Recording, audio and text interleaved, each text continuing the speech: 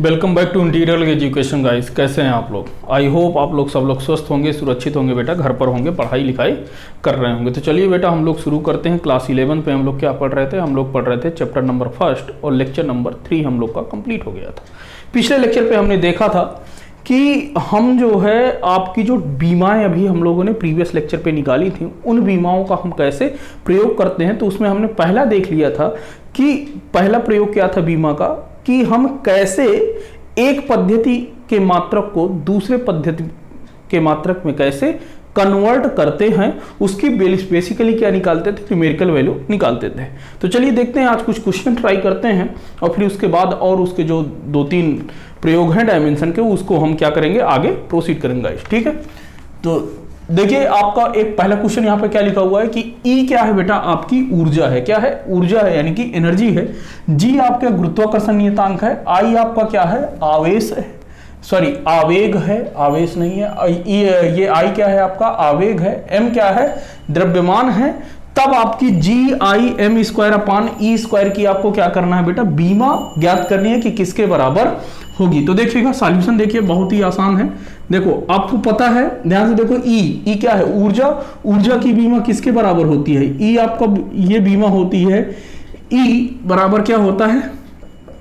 mL²T-2। यदि आपने याद किया होगा तो ठीक है, नहीं तो आप निकाल भी सकते हैं। कैसे निकालेंगे सर? या तो E मैंने आपको बताया था कि ऊर्जा चाहे जो भी हो वो आपकी क्या होगी? बराबर होगी। तो चाहे हाफ mv² निकालिए या mgh निकालिए, सबकी बीमा क्या आएगी? बराबर आएगी। तो यहां से देखिए m क्या है बेटा? द्रव्यमान है, तो द्रव्यमान की बीमा m से दिखाते हैं।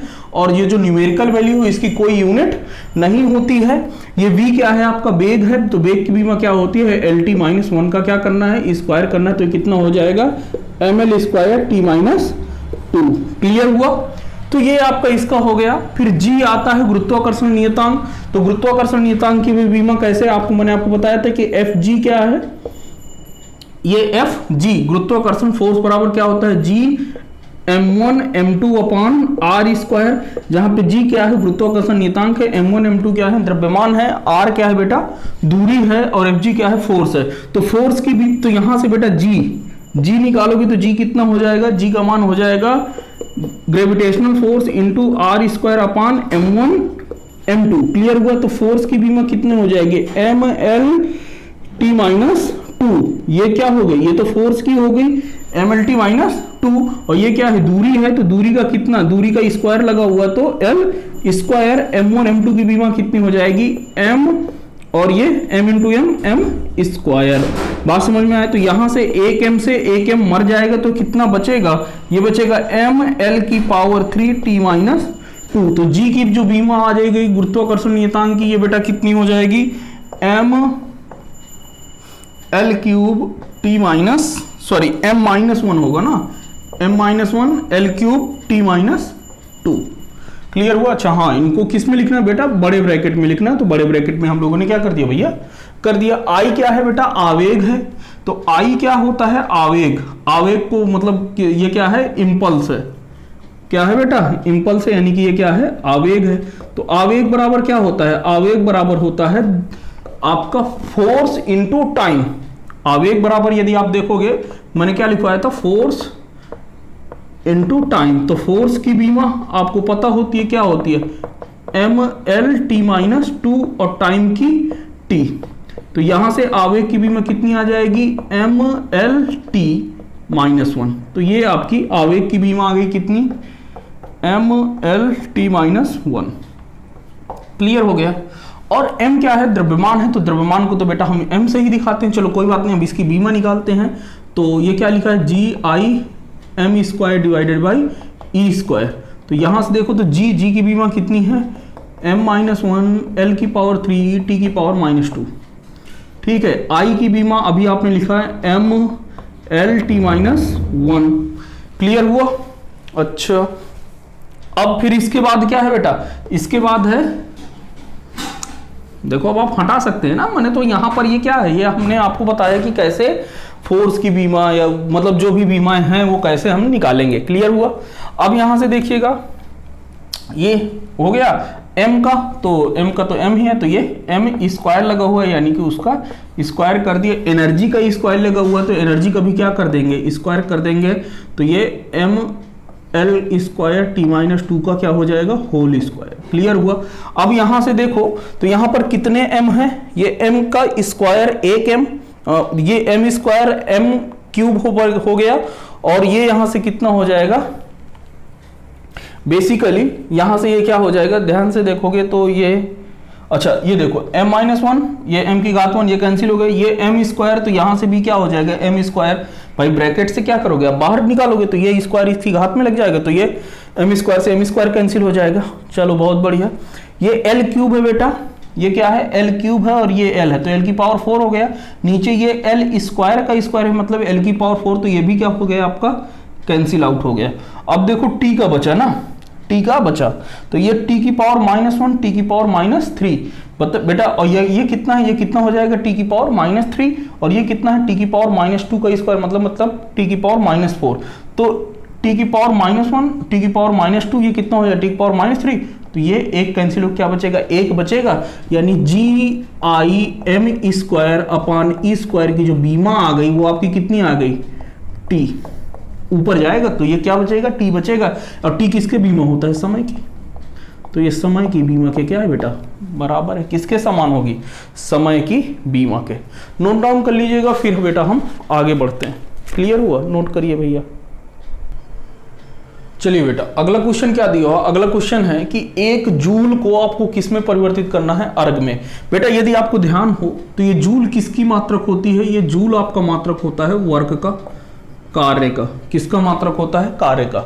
अच्छा ये जो जूल है ये आपका किस में है, ये आपका MKS में दिया हुआ है, किस में, MKS पद्धति में। और ये जो अर्ग होता है ये आपका किस में होता है, ये CGS पद्धति में है। तो देखो ध्यान से देखो ना, तो इसको किस में कन्वर्ट करना है, MKS को CGS में कन्वर्ट करना। तो ध्यान देखिएगा, वो फार्मूला याद करिए बेटा जो अभी हम लोगों ने पिछले लेक्चर में पढ़ा था, वो क्या था, N2 बराबर हम लोगों ने क्या लिखा था, N1 M1 अपॉन M2 की पावर A, और फिर L1 अपॉन L2 की पावर B, और फिर क्या लिखा था, इधर हम लोगों ने लिखा था T1 अपॉन T2 की पावर क्या लिखा था, C लिखा था। यही लिखा था ना बेटा, इसके अलावा तो कुछ नहीं लिखा था। अच्छा ये तो आपको फार्मूला है ना, यही फार्मूला तो था, ये M1 M2 L1 L2 T1 T2 ये सब वही है। अच्छा वर्क की बेटा यूनिट कितनी होती है, वर्क की जो यूनिट होती है ये होती है ML स्क्वायर T माइनस 2, ये डायमेंशन है वर्क की। वर्क की डायमेंशन कितनी हो जाएगी, ML स्क्वायर T माइनस 2। अच्छा सर N2 क्या होता था, जिसमें हमें निकालना है, तो अर्ग की वैल्यू हमें निकालना है बेटा। N1 क्या होता था, जो हमें दिया हुआ है, जो हमें दिया हुआ है। अच्छा तो ये 1 हो गया, N1 की जगह पे कितना 1 हो गया, N2 तो हमें क्या करना है, निकालना है। अच्छा M1 बेटा किस में है, MKS में है, द्रव्यमान। अच्छा यहां से देखो तो A की जगह पे अब हम वैल्यू है पुट कर रहा हूं, M1 M2, चलो अभी लिखे लेते हैं, बाद में देखेंगे। A की जगह पे मतलब M के देखो पावर कितनी लगी हुई है, यहां पर वर्क की यूनिट में क्या होता है 1, तो यहां पर भी पावर A की जगह पे कितना हो जाएगा, 1 हो जाएगा। क्लियर हुआ। फिर L1 अपॉन L2। अच्छा यहां पर देखो L की पावर कितनी है, 2 है, तो यहां पर पावर कितनी लगा दोगे बेटा, 2 लगा दोगे। क्लियर हुआ।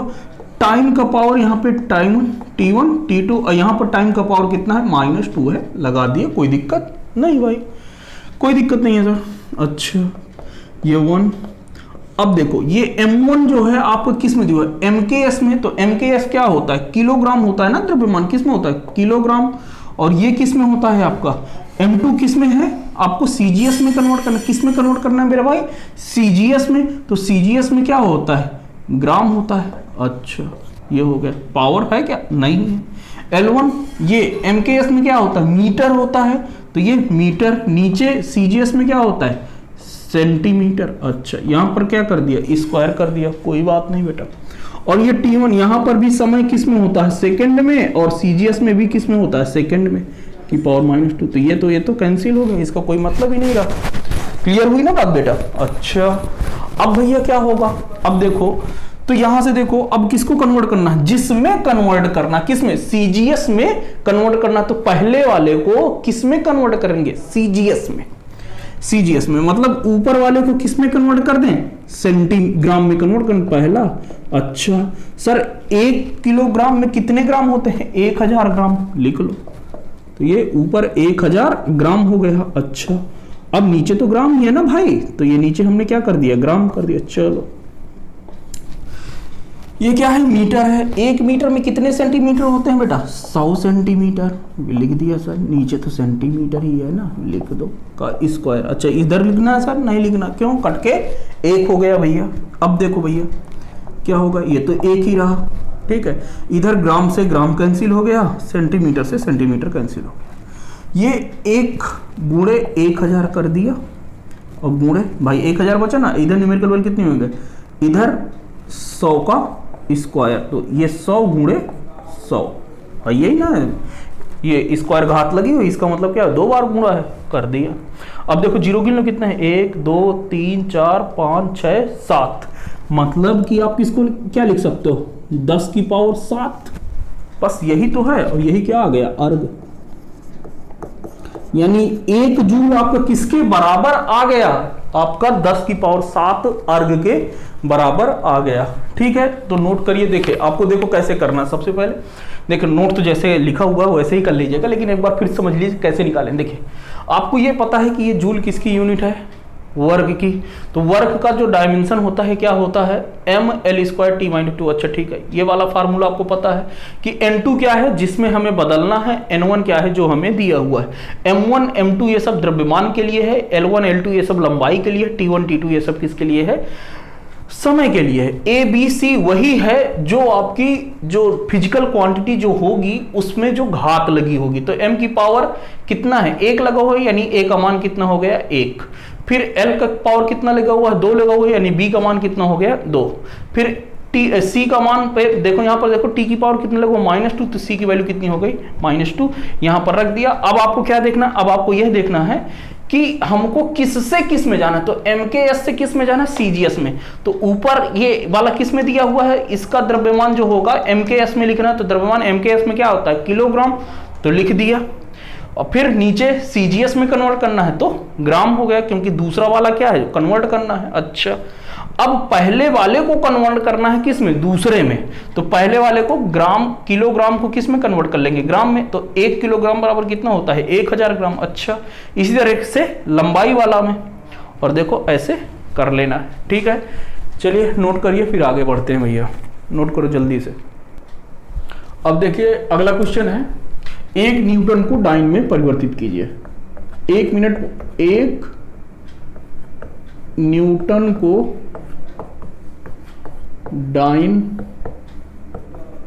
में परिवर्तित कीजिए। अच्छा एक काम करिए, 1 मिनट भैया आप पॉज करके इसको सॉल्व करने की कोशिश करिए। आई होप आप लोगों ने पॉज करके सॉल्व कर लिया होगा। अब मैं आगे ये मान के चल रहा हूं, ठीक है। चलिए अब आगे देखते हैं। न्यूटन भैया किसका मात्रक है, न्यूटन किसका मात्रक है, बल का। चलो बेटा, तो बल बराबर क्या होता है भाई, ये किसका मात्रक है, बल, फोर्स ना, बल। अब बल की जो डायमेंशन क्या होती है भैया, बल की डायमेंशन होती है ml/t-2। सर कैसे पता, अरे निकाल लो, क्या होता है, द्रव्यमान गुणे त्वरण, और त्वरण क्या होता है, वेग परिवर्तन बटे समय। वेग की क्या होती है, LT-1 divided by T-2, LT-2 भाई निकाल लेना यार, ठीक है। अच्छा ये जो न्यूटन दिया हुआ है ये किस में दिया हुआ है, ये MKS होता है, तो ये डाइन किस में है, CGS में। बहुत बढ़िया, उम्दा, क्लियर। अब देखो आपको किस में कन्वर्ट करना है, MKS को CGS में कन्वर्ट करना है। तो N2 इक्वल टू क्या होता है, N1 M1 अपान M2 की power A, L1 upon L2 power B, और फिर T1 अपान T2 की पावर C। क्लियर। अच्छा N2 में तो हमें निकालना है, मतलब डाइन में तो निकल आएगा। N1 जो दिया हुआ है, क्या दिया हुआ है, 1 जो दिया हुआ है वो ऊपर, तो यानी कि ये kg, और ये किस में है, ग्राम में। कि पावर, अच्छा यहाँ पर पावर कितनी लगी हुई है ए, और यहाँ पर कितना लगा हुआ है एम में पावर 1, यानी कि ए का मान कितना हो गया 1। अब L2 ये किलोग्राम में है तो ये ऊपर वाला मीटर में, क्योंकि वो MKS में दिया हुआ है, L2 CGS में है तो ये सेंटीमीटर में। यहाँ पे B की पावर भी 1 है, या क्यों देखो ना B का मान कितना है 1 है, क्योंकि L का जो घात कितनी है 1 घात है। अच्छा सर समय का सेकंड होता है, ये रहा दोनों में सेकंड, और यहाँ पे C की पावर -2, तो ये तो सब जगह कैंसिल। ठीक है, रही बात इसकी तो देखे लेते हैं 1। अब देखो किसको किस में कन्वर्ट करना है, MKS को CGS में, MKS को CGS में, मतलब ऊपर वाले को क्या करना है CGS में कन्वर्ट कर लो। तो ऊपर 1 किलोग्राम बराबर कितने होता है 1000 ग्राम बटे ग्राम, तो नीचे है ही है। चलो इसी तरह से 1 मीटर 100 सेंटीमीटर के बराबर होता है, डिवाइडेड बाई नीचे सेंटीमीटर तो है ही, सेंटीमीटर सेंटीमीटर, ग्राम से ग्राम। ये देखो कितने जीरो हो गए 1 2 3 4 5, यानी 10 की पावर 5 डाइन लिख सकते हो। तो ये आपका आ गया आंसर, मतलब 1 न्यूटन किसके बराबर है 10 की पावर 5 डाइन के बराबर है। अच्छा चलिए अगला क्वेश्चन, यहीं पे थोड़ा सा जगह बची हुई है तो उसको भैया इस्तेमाल कर लेते हैं ना, काहे को। एक अगला क्वेश्चन है, देखते हैं, ट्राई करिएगा। दिया हुआ है बेग बराबर अंडर रूट दाब बटे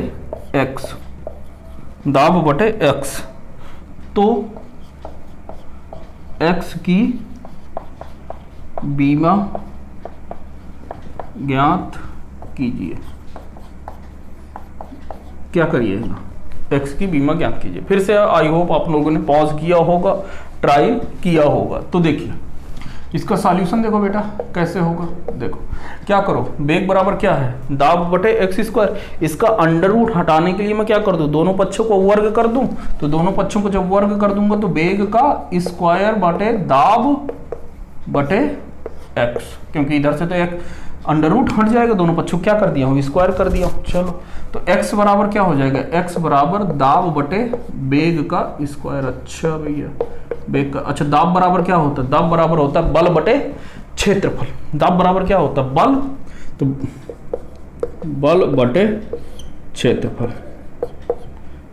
क्षेत्रफल, और ये क्या है बेग का स्क्वायर है इनटू बेग का स्क्वायर। अच्छा बल की यूनिट क्या होती है, बल की डायमेंशन जो होती है MLT-2, ये हो गया। फिर क्षेत्रफल क्या होता है, क्षेत्रफल का तो L स्क्वायर होता है, कर दिया भैया। बेग क्या होता है, बेग का LT-1, और इसका क्या करना है स्क्वायर कर दिया। तो यहां से ये कितना हो जाएगा MLT-2 डिवाइडेड बाई, ये देखो इधर से देखो ये L स्क्वायर है तो ये L का स्क्वायर और L की पावर 4 हो गया, क्लियर।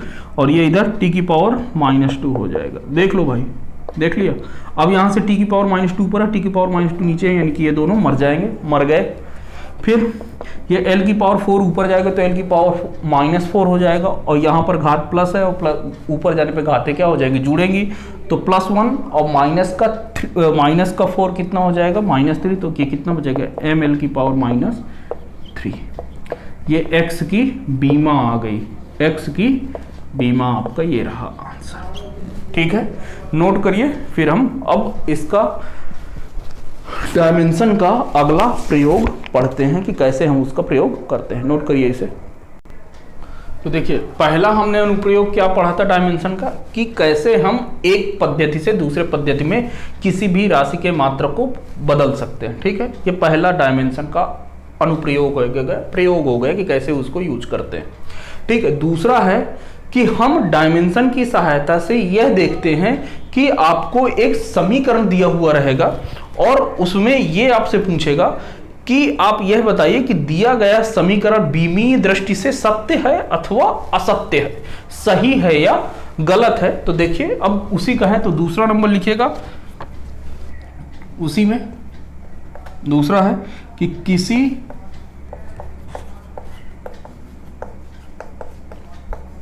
भौतिक राशि के समीकरण की बीमीय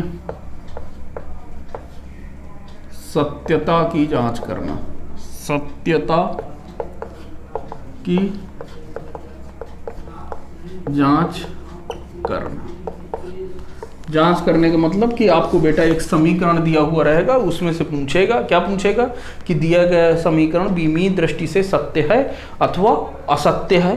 ठीक है, तो यदि आपका क्या हो जाए, यदि दोनों पक्षों की बीमाएं क्या हो जाए, बराबर हो जाए, यदि LHS और RHS की जो बीमा है वो क्या हो जाए बेटा, बराबर हो जाए, तो इसका मतलब यह हो जाएगा कि जो भी आपको जो भौतिक समीकरण जो दिया हुआ है वो क्या है, एकदम से सत्य है। और यदि यह ऐसा संबंध नहीं होता है कि LHS और RHS की बीमा समान नहीं है, अलग अलग है, तो इसका मतलब क्या हो जाएगा कि यह समीकरण सत्य नहीं है। ठीक है, तो लिख लीजिएगा, इसके लिए दोनों पक्षों की बीमाएं समान होनी चाहिए। ठीक है, यदि ऐसा है तो समीकरण सत्य है, तो समीकरण सत्य है, अन्यथा जो भी लिखो, अन्यथा असत्य है, असत्य है। यार देख लेना थोड़ा सा हिंदी में कैसे अन्यथा लिखते हैं, वो आप देख लीजिएगा। ठीक है, अन्यथा असत्य है। क्या बात समझ में आई कि यदि कोई आपको समीकरण दिया हुआ है और उसमें से यह देखना है कि क्या यह समीकरण सत्य है या नहीं बीमीय दृष्टि से, तो आपके लेफ्ट हैंड साइड की मतलब दाएं पक्ष की बीमा और बाएं पक्ष की बीमा क्या होनी चाहिए, बराबर होनी चाहिए। यदि ऐसा है तो समीकरण सत्य है, नहीं तो असत्य। जैसे एग्जाम्पल में लिख सकते हो, देखो क्या दिया हुआ है कि गुरुत्वीय क्षेत्र में स्वतंत्रता पूर्वक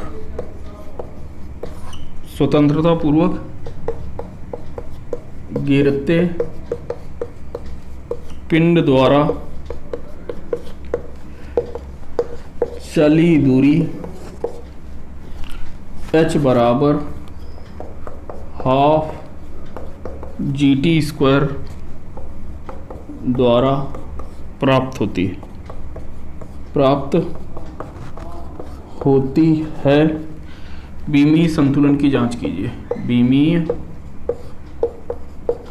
संतुलन की जांच कीजिए। ठीक है, तो आपको क्या करोगे बेटा, पूछा है कि देखो क्वेश्चन पढ़ लो एक बार, क्या दिया हुआ बेटा, कह रहा है कि एक गुरुत्वीय क्षेत्र में, मतलब कि आप पृथ्वी में हैं और आपने या घर पर हैं, किसी ऊंचाई से किसी पिंड को आपने नीचे छोड़ दिया है, ऐसे फेंका नहीं है, ऐसे आराम से आपने क्या कर दिया, ड्रॉप कर दिया, तो वो नीचे गिर रहा है। ठीक है, स्वतंत्रता पूर्वक गिर रहा है। तो वो कह रहा है कि इतनी दूरी वह तय करता है, इतनी ऊंचाई h बराबर ½ GT², इतनी दूरी वो चलता है। तो आपको यह बताना कि यह दिया गया जो समीकरण जो दिया है ये क्या सही लिखा हुआ है बीमीय दृष्टि से या बीमीय दृष्टि से सही नहीं है। तो h बराबर क्या है, ½ GT²। h बेटा आपका क्या है, हाइट है, क्या है ये, हाइट है, ऊंचाई है। अच्छा, g क्या है आपका, गुरुत्वीय क्षेत्र, गुरुत्वीय त्वरण है, क्या है, ग्रेविटी है। g क्या है, ग्रेविटी। ठीक है, गुरुत्वीय त्वरण है। t क्या है बेटा आपका, टाइम है।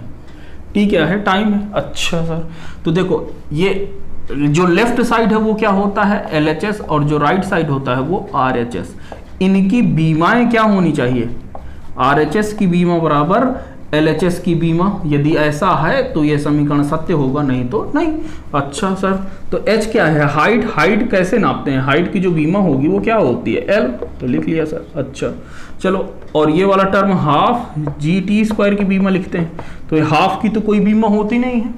g क्या है, गुरुत्वीय त्वरण है, और मैंने आपको बताया था कि चाहे त्वरण हो तो भी उसकी बीमा LT-2 होती है, या आपका गुरुत्वीय त्वरण हो तो भी उसकी यही होती है। चाहे त्वरण हो या गुरुत्वीय त्वरण, दोनों की बीमा कितनी होती है, LT-2। चलो लिख दिया बेटा। और ये t क्या है, टी स्क्वायर क्या है, टी क्या है, समय है, तो टी का स्क्वायर। अच्छा देखो, तो ये टी स्क्वायर, ये टी माइनस टू मर गया, क्या बचा एल, तो इसकी भी बीमा एल।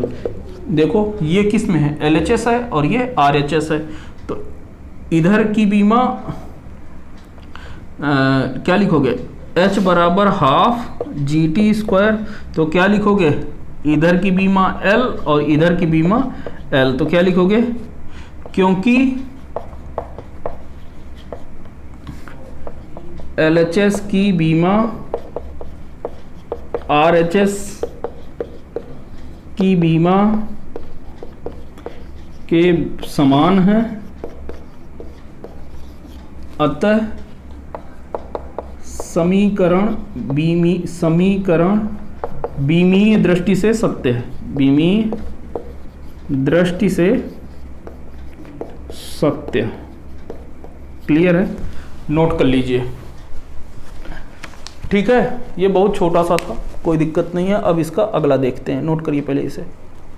चलिए, पहला प्रयोग हमने क्या देखा कि इसकी सहायता से हम क्या करते हैं, एक पद्धति से दूसरे पद्धति में मात्रकों को बदलते हैं। दूसरा हमने क्या देखा कि देखते हैं कि कोई जो दिया गया समीकरण है वह बीमीय दृष्टि से सही है या नहीं। ठीक है, तीसरा क्या है कि जो हम, यदि आपको बीमा पता है बेटा, बीमा क्या है पता है, तो आप क्या कर सकते हो कि कोई भी रैंडमली आप, यदि कोई है तो आप उसका व्यंजक, किसी भौतिक राशि का आप व्यंजक ज्ञात कर सकते हो। यदि यह पता हो कि यह राशि इन उस पर भौतिक राशियों पर निर्भर करती है, तो आप उसका क्या निकाल सकते हो, उसका फार्मूला ज्ञात कर सकते हो। देखिएगा, तो अगला इसका जो उपयोग है तीसरा नंबर का, वो क्या है, भौतिक राशियों के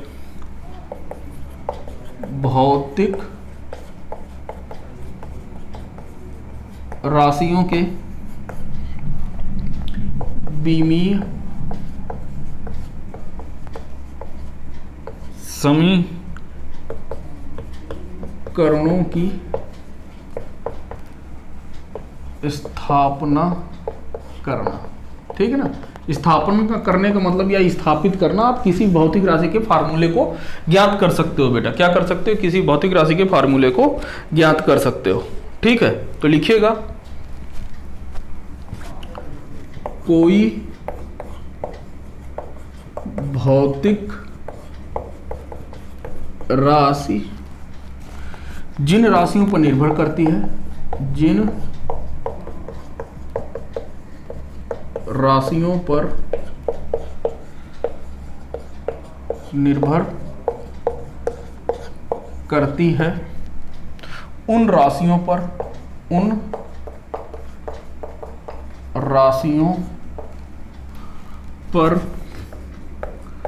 कल्पित घातांक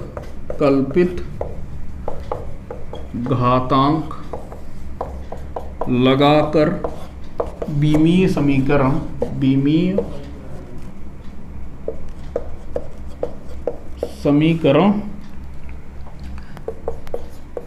तैयार किया जाता है। क्या किया जाता है, बीमीय समीकरण तैयार किया जाता है। फिर दोनों पक्षों की बीमाओं की तुलना करते हैं, फिर दोनों पक्षों की बीमाओं की तुलना करके कल्पित घातांकों का मान ज्ञात करते हैं। क्या करते हैं, कल्पित घातांकों का मान ज्ञात करते हैं। ठीक है, इस प्रकार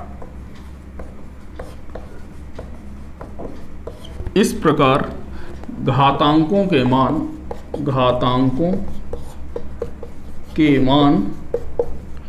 मूल कल्पित समीकरण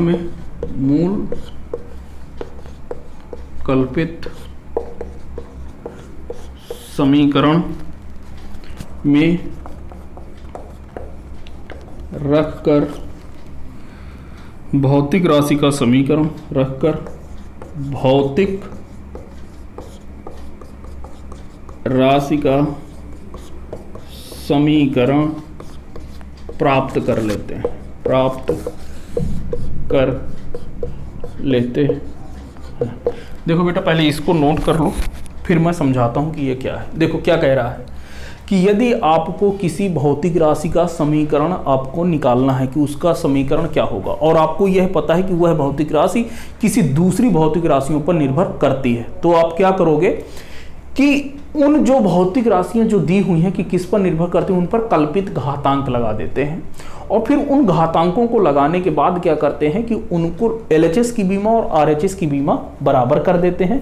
जब LHS की बीमा और RHS की बीमा क्या कर देंगे, बराबर कर देंगे, तो जो कल्पित घातांक हमने लगाए थे, जो कल्पित घातांक हमने लगाए थे ABCD, उनका हम क्या कर लेंगे, मान ज्ञात कर लेंगे और उन ABCD की जगह पर मान रख देंगे, तो वही हमारा क्या हो जाएगा, समीकरण प्राप्त हो जाएगा। ठीक है, अभी के लिए आप इतना नोट करो, मैं आपको एक क्वेश्चन करवाता हूं और उस क्वेश्चन के माध्यम से आपको ये प्रोसेस है ये आपको क्रिस्टल क्लियर हो जाएगा। क्लियर है, कैसा हो जाएगा, क्रिस्टल क्लियर हो जाएगा। तो एक क्वेश्चन नोट कर लीजिए, फिर हम आगे बढ़ते हैं। ठीक है ना, लिखिए क्वेश्चन नोट कर लीजिए। क्या है कि वृत्ताकार मार्ग में गति करते हुए, ये क्वेश्चन है कि वृत्ताकार मार्ग में गति करते हुए कण पर लगने वाला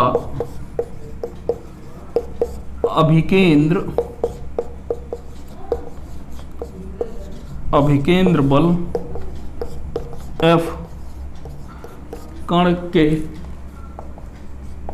द्रव्यमान M तथा उसके वेग v तथा वृत्ताकार मार्ग की त्रिज्या r पर निर्भर करते हैं, निर्भर करता है। अभिकेंद्र बल के लिए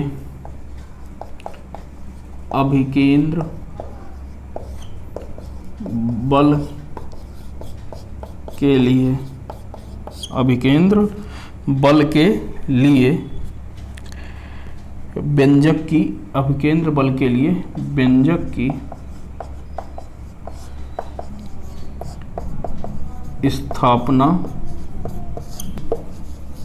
कीजिए। ठीक है, ये क्वेश्चन लिख लीजिए, फिर हम इसको आगे करते हैं। आई होप आपने क्वेश्चन लिख लिया होगा और क्वेश्चन पढ़ लिया होगा।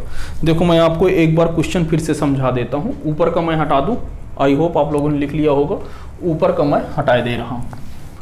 ठीक है, देखो भैया जैसे मैं बता रहा हूँ आपको नोट्स ऐसे ही बनानी है। ठीक है ना, जैसे मैं बोर्ड पे लिख रहा हूँ वैसे ही बनानी है।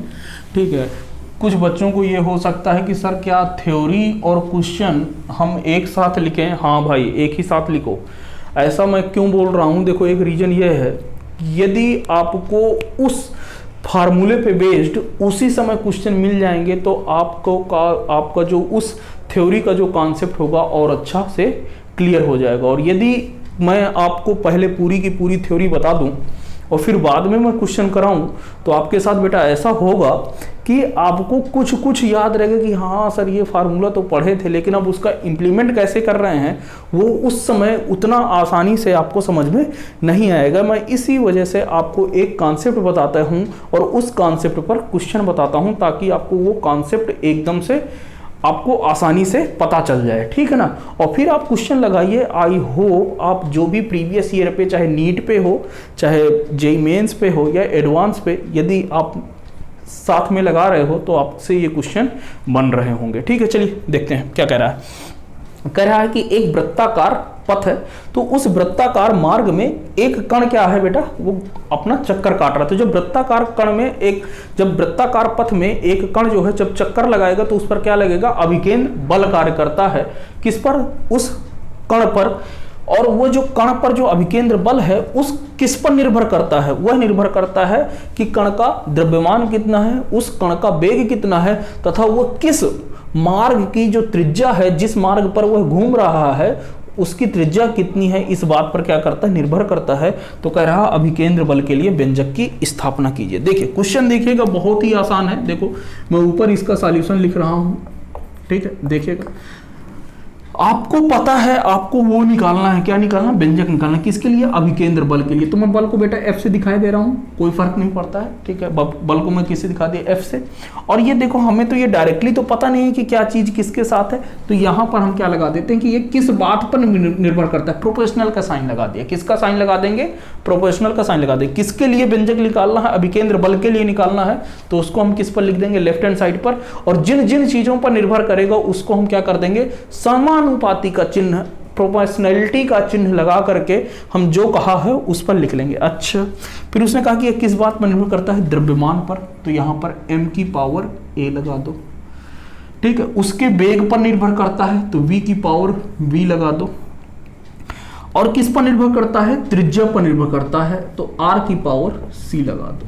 क्लियर हुआ, लगा दो, कोई दिक्कत की बात नहीं है, ठीक है। अब देखो मैं क्या करूंगा, अगले लाइन पे आप क्या करोगे, प्रोपोर्शनैलिटी का चिन्ह हटाओगे तो क्या आ जाएगा, जब हम प्रोपोर्शनैलिटी का चिन्ह या समानुपाती का चिन्ह बेटा हटाते हैं तो वहां पर एक नियतांक आता है इज इक्वल टू, और इस नियतांक को मैं यहां पर क्या नाम दे रहा हूं, के नाम दे रहा हूं, के। अब बाकी ये टर्म तो इसी तरह हो जाएगा, m की पावर a, b की पावर b, r की पावर c। अच्छा ये लिखना आया कि नहीं, देखो एक बार फिर से देख लो, देखो f जो निकालना होता है, जिसके लिए व्यंजक निकालना होता है, लेफ्ट हैंड साइड लिख दिया, ठीक है। फिर प्रोपोर्शनैलिटी का साइन हटा दिया। फिर देखो कि वो किस किस पर निर्भर कर रहा है, तो किस पर निर्भर कर रहा है बेटा, उसके द्रव्यमान पर, तो द्रव्यमान लिख दिया। इसकी पावर हमें नहीं पता है तो पावर a लगा दिया कि क्या फार्मूला होगा। उसके वेग पर निर्भर करता है तो वेग v लिख दिया, और वेग v और पावर v लगा दिया, ठीक है। तथा किस पर, मार्ग की त्रिज्या r पर, तो r पर भी निर्भर कर रहा है। अब हमें नहीं पता कि पावर क्या है तो पावर c लगा दिया। अभी ABC की वैल्यू कुछ निकल के आएगी, वो रखेंगे, आपका फार्मूला बन जाएगा। अब जब प्रोपोर्शनैलिटी का ये सब लिख गए, ये रिलेशन मिल गए, तो फिर अब अगली लाइन पे क्या करना है बेटा प्रोपोर्शनैलिटी का चिन्ह क्या कर देना है, हटा देना है। जैसे ही हम प्रोपोर्शनैलिटी का चिन्ह हटाएंगे तो क्या आएगा, एक कांस्टेंट आएगा, और इस कांस्टेंट को मैंने क्या नाम दिया बेटा, के नाम दिया। क्लियर हुआ। अच्छा अब यहां पर जब हमने नाम दे दिया तो अब देखो आपको क्या पता है कि जो बल की जो बीमा होती है, बल की जो बीमा होती है F की क्या हो जाएगी, बल गुणित त्वरण, तो द्रव्यमान गुणित त्वरण LT-2। अच्छा चलो बहुत बढ़िया। अब m क्या है, द्रव्यमान है, तो द्रव्यमान की बीमा जो होगी ना वो क्या है, m है बेटा। चलो इसको समीकरण 1 मान ले बेटा, चलो मान लेते हैं। द्रव्यमान की बीमा, m की बीमा जो कितनी हो जाएगी, m द्रव्यमान की। वेग की बीमा, वेग v है ना आपका, तो वेग की बीमा कितनी हो जाएगी, LT-1। चलो, और जो ये त्रिज्या r है, r क्या होता है, दूरी होते है, त्रिज्या भाई क्या है, दूरी ही तो है, तो दूरी की बीमा l। क्लियर। अच्छा चलो सर, अब कुछ चीजें मैं यहाँ से कहाँ गया हटाने वाला, इसको हटा दे रहा हूँ, ठीक है ना, क्वेश्चन हटा दे रहा हूँ। चलो भैया, क्वेश्चन जरूर नोट कर लेना। चलो ठीक हुआ। अब अगला क्या करना है, अब अगला ये करना है कि समीकरण 1 में इन सब का वैल्यू रख देना है। तो क्या करोगे, समीकरण 1 में मान रखने पर जैसे ही मान रखोगे तो F की जगह पे उसकी बीमा लिख दो, MLT-2 का ये, फिर K, m की पावर मतलब द्रव्यमान की पावर, यहाँ पर a लगा हुआ बेटा तो a लगा दो, लगा दिया सर, ठीक है। v की जगह पे LT-1, अब पावर कितना है b लिख दिया, फिर r की जगह पे l और पावर कितना लगा हुआ है c, लगा दिया बेटा, कोई बात नहीं। क्लियर हुआ। अब यहाँ से क्या करना है देखो, तो MLT-2 तो ये ही है, ये बेटा k है, और ये m की पावर a, और फिर L को देखो तो कितना हो जाएगा, L की पावर इधर B है इधर C है, तो यदि सेम है जैसे कहीं लिखा हुआ है ए स्क्वायर और ए क्यूब, तो कितना हो जाएगा ए की पावर 5, घातें क्या हो जाती हैं, जुड़ जाती हैं। तो सेम वही चीज यहाँ पर भी होगा बेटा, कितना हो जाएगा एल की पावर बी प्लस सी, और ये कितना हो जाएगा टी की पावर माइनस का बी, गुणा हो गया। क्लियर, अब देख लो क्लियर हुआ, चलो बहुत बढ़िया। अब क्या करोगे कि इधर LHS की बीमा और RHS की बीमा क्या करना है, बराबर करना है। तो आप क्या करोगे, समीकरण दो में दोनों पक्षों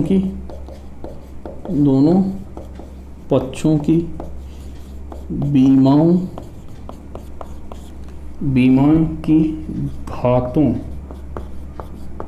की तुलना करने पर, घातों की क्या करोगे, तुलना करने पर। तो जैसे ही आप दोनों पक्षों की घातों की बेटा क्या करोगे, तुलना करोगे, तो के तो कांस्टेंट उसको छोड़ दो, m की पावर यहाँ पर कितना है a 1 है और यहाँ पर कितना है a है, यानी a का मान तो आपको मिल गया कि कितना 1।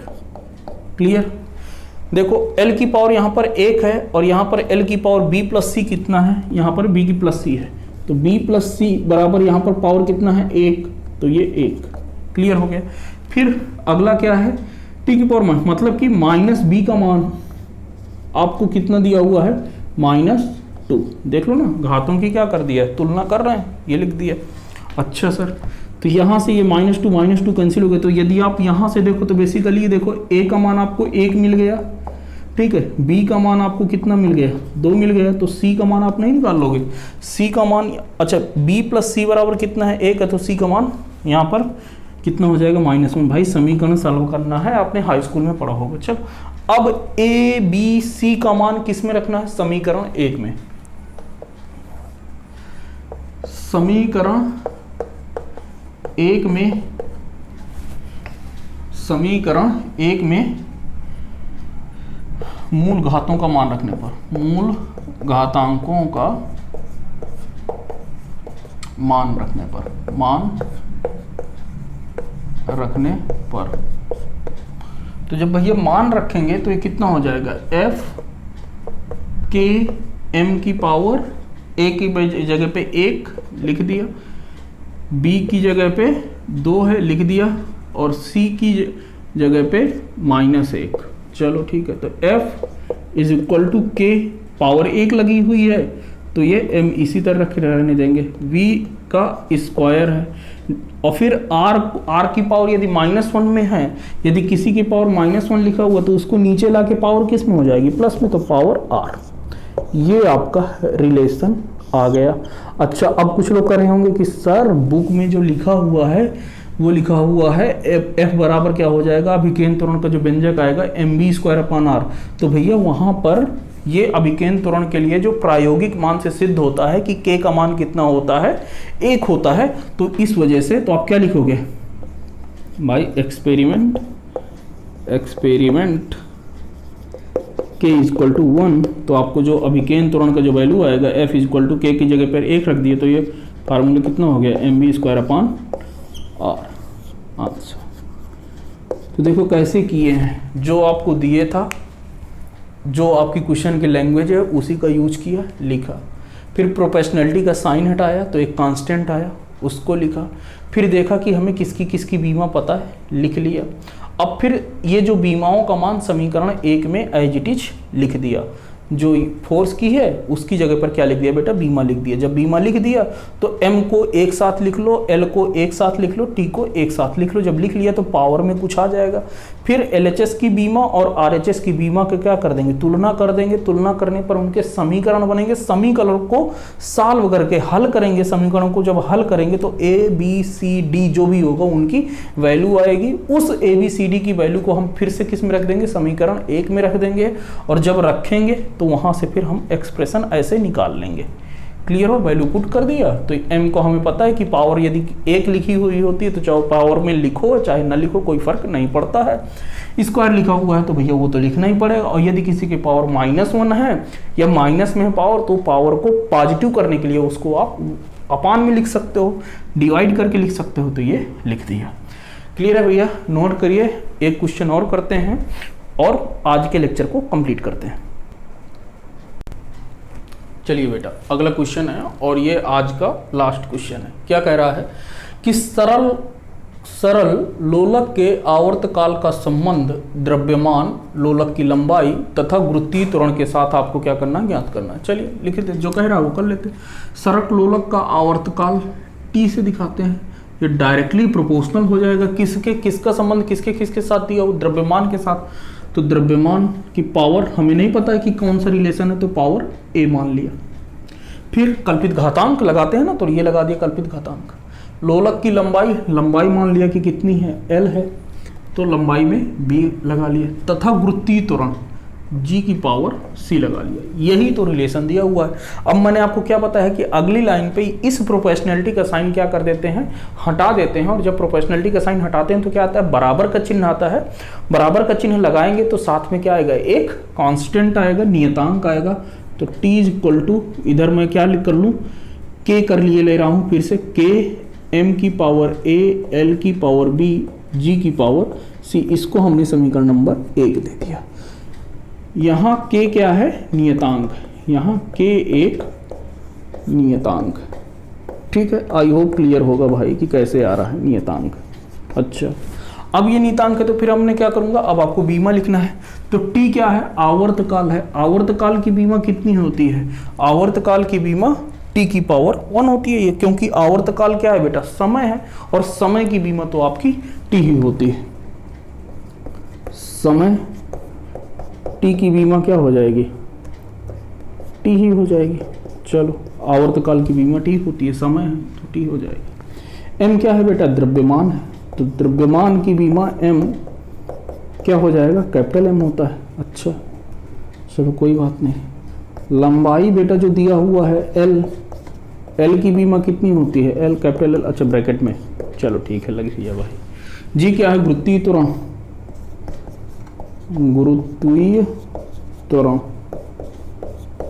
तो जब गुरुत्वीय त्वरण जी है तो इसका जो बीमा हो जाएगा कितना हो जाएगा, एल टी माइनस 2। लिख लिया बेटा, चलो कोई बात नहीं। अब इन बीमाओं का मान किस में लिखना है, समीकरण 1 में। समीकरण 1 में बीमाएं रखने पर, तो जब आप बीमाएं रख दोगे, तो जब बीमा रखो बेटा तो टी की बीमा पे तो टी है बराबर के लिखा हुआ है, और एम की पावर ए है लिखा हुआ है। फिर एल की पावर बी है, तो एल की जगह पे बी है।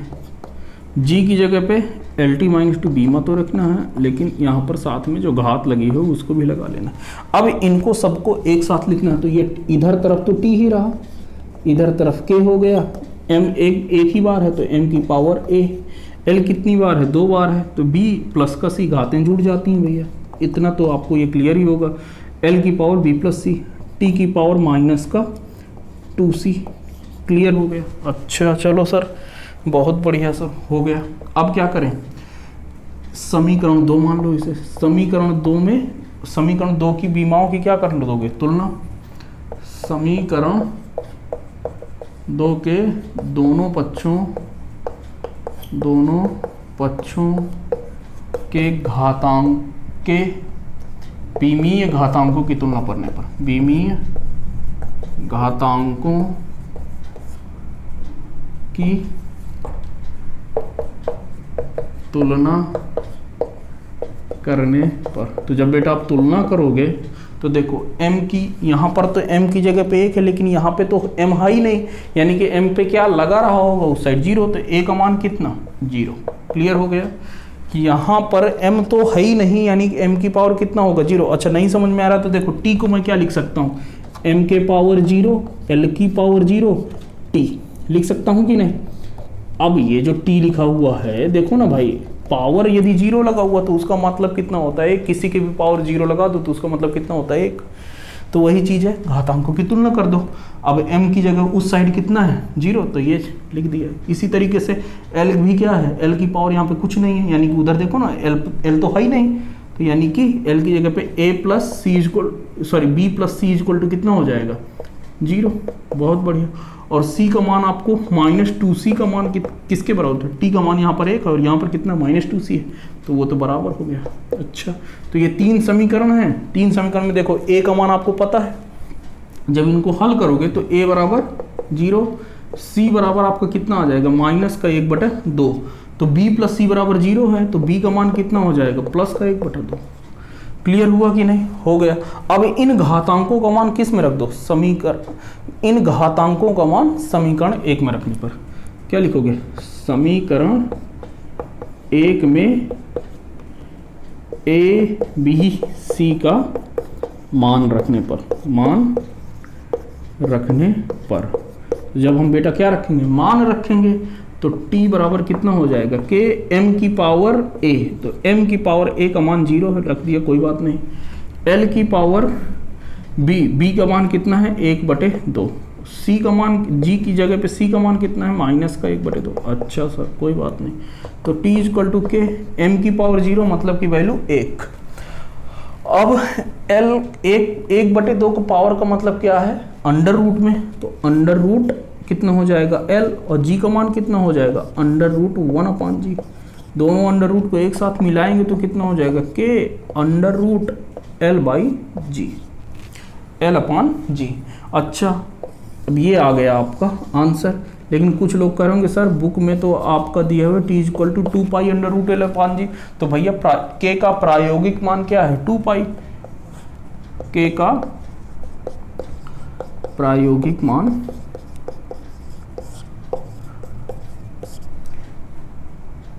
2π है, तो अतः t = 2π √l/g। क्लियर, तो ये चीज़ रहा। ठीक है, तो आज के लेक्चर पे भैया हम इतना ही रखते हैं। अच्छा, एक चीज़ आप लोग ध्यान रखिएगा, आपको इंटीग्रल एजुकेशन का जो यूट्यूब पे चैनल है इसको तो आपको सब्सक्राइब ही कर लेना है, क्योंकि आपको वहाँ पर सारे वीडियो लेक्चर्स मिल रहे हैं। ठीक है, अच्छा, एप्लीकेशन पे जाके उस एप्लीकेशन को डाउनलोड करना है, इंटीग्रल एजुकेशन। वहाँ पर उसका एप्लीकेशन में आपको ये सारे वीडियो मिलेंगे, क्योंकि एप्लीकेशन देखो आपका पेड है, इस वजह से उस एप्लीकेशन में यूट्यूब से आपसे थोड़ा सा डिफ़र होगा, लेकिन नो डाउट ये सब सारी चीज़ें, ऐसा कोई कॉन्सेप्ट नहीं होगा जो मैं यूट्यूब पे नहीं पढ़ाऊँगा या आपका एप्लीकेशन पे नहीं पढ़ाऊँगा। दोनों चीज़ें रहेंगी। हाँ, क्वेश्चंस का हेर फेर हो सकता है। ठीक है, तो चलिए मिलते हैं आपसे अगले लेक्चर में। Thank you very much.